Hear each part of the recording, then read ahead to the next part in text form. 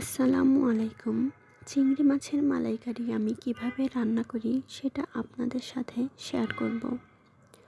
প্রথমে চিংড়ি মাছগুলো ভালোভাবে কেটে ধুয়ে ম্যারিনেট করে নিয়েছি। এখন সেটা তেলে ভেজে নেব। আদা, রসুন, জিরা বাটা, লবণ, হলুদ, মরিচের গুঁড়া আর লেবুর রস দিয়ে ম্যারিনেট করে 1 ঘন্টার জন্য রেখে দিয়েছিলাম। এখন সেটা তেলে ভেজে নিয়ে উঠিয়ে নিব। ভাজা হয়ে গেছে। এখন অবশিষ্ট তেলের মধ্যে আদা, রসুন, জিরা, পেঁয়াজ বাটা, লবণ, হলুদ, গুঁড়ামরিচ, সাদা এলাচ, দারচিনি, সামান্য পরিমাণ পানি দিয়ে ভালোভাবে কষিয়ে নিব। কষানো হয়ে গেলে এর মধ্যে চিংড়ি মাছ দিয়ে আরও কিছুক্ষণ কষিয়ে নিব।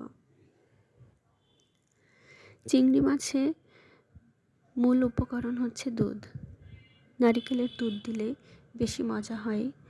নারিকেলের দুধ না থাকলে গরুর দুধও দিতে পারেন আপনারা। আমার কাছে নারিকেলের দুধ ছিল না, তাই গরুর দুধ দিয়েই চিংড়ি মাছের মালাইকারিটা রান্না করেছি। মশলা কষিয়ে উপরে যখন তেল ভেসে উঠেছে তখন চিংড়ি মাছগুলো ভালোভাবে দিয়ে কষিয়ে নিলাম। সামান্য পরিমাণ পানি দিয়ে নেড়ে চেড়ে ভালোভাবে কষিয়ে নিয়ে এর মধ্যে দিয়ে দেব ঝোলের পানি। দুধটা দিতে হবে শেষে। ঝোলের পানিটা যখন শুকিয়ে তেলটা উপরে ভেসে আসবে তখন এর মধ্যে দিয়ে দেব দুধ। দুধ দিয়ে আরও কিছুক্ষণ নেড়ে চেড়ে ভালোভাবে কষিয়ে রান্না করতে হবে। তেলটা যখন উপরে উঠে আসবে তখন রান্নাটা শেষ।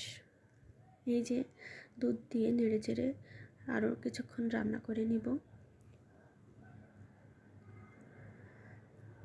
আপনারাও এভাবে মালাইকারি রান্না করে দেখতে পারেন।